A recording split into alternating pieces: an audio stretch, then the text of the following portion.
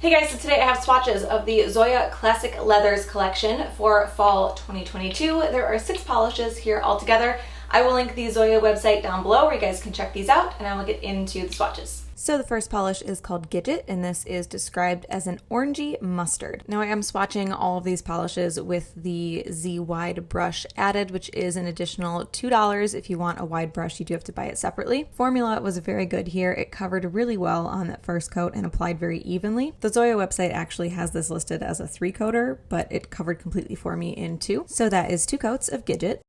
The next polish is called Althea, and this is described as a darkened mossy green. Great formula on this one. It was a little bit sheer. It actually came off slightly more like a crelly finish to me than a really opaque cream. It did apply very evenly though, and it covered completely for me in 2 coats. I'm probably going to end up blowing through these pretty quickly because the formulas are all pretty comparable and they are just basic cream polishes. So that is 2 coats of Althea.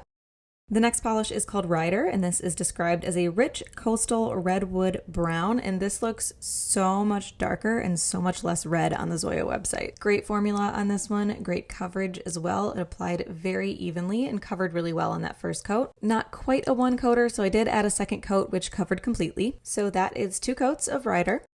The next polish is called Ono, and this is described as a dark berry magenta. Again, good formula, applies very well, very evenly. This was a little bit sheer still on the first coat, so I did add a second. That second coat not only covered completely for me, but it really deepened the color. And this is another one that the color looks really off to me on the Zoya website. Not quite as off as Ryder was, but it definitely looks darker and less pink online. So that is 2 coats of Ono.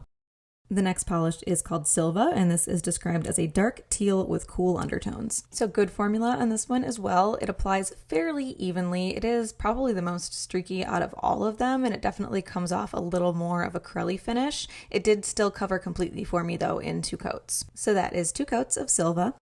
So I don't know if you guys know this, but Zoya is actually notorious for mislabeling polishes. So on the Zoya website, this is called Dagmar, and my bottle says Dogmar.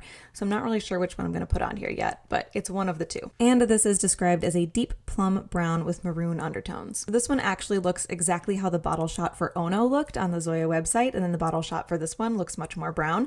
But again, good formula here, a little bit uneven on the first coat as far as streakiness goes, but it applies very well, and it did cover completely for me in 2 coats. So that is 2 coats of either Dogmar or Dagmar.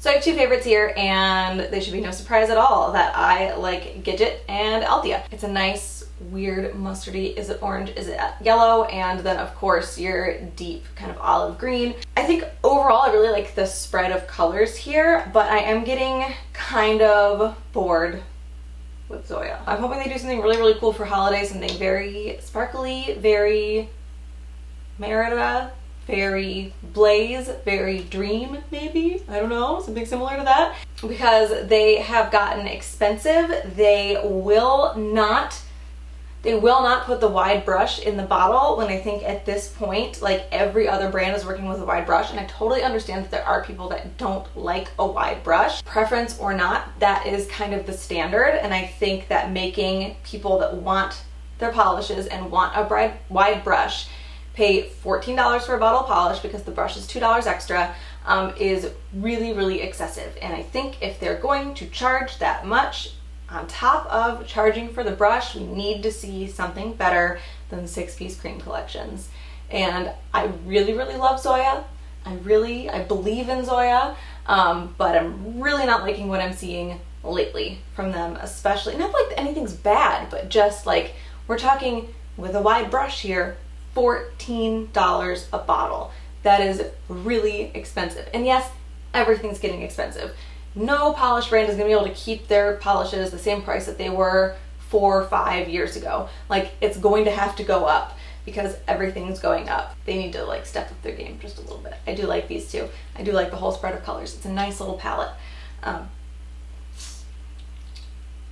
But you know, anyway, I'm like very extreme today filming these intros. I'm like very negative or very positive.